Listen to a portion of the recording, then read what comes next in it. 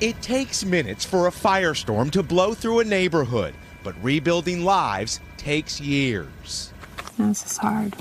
Jory and Julie Kaplan are among the 2,000 homeowners in Redding whose dreams have turned to ashes. I keep crying over the love of this community. The Kaplans say they're lucky. They have insurance, but Holly and Jean Webb warn a policy is not always protection. I don't have receipts or everything burned up.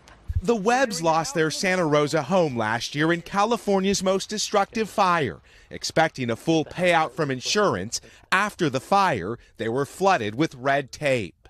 With the inventory, you had to remember everything, spoons, forks, knives, blankets, anything that you ever had in your life. Without that full inventory list, what fire victims call a multi-page complicated assessment of everything they lost in the fire, State Farm would only pay 75% of the Webb's policy.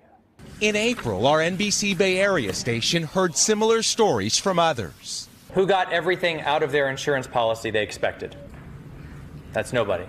State Farm now tells NBC temporary measures were put into place to help our customers. This includes increasing the amount of contents coverage paid up front without requiring an inventory. I paid my premiums on 100%, and State Farm ought to pay me 100%. Tonight, as flames threaten thousands of homes, even those with insurance worry they could be burned long after the fire's out.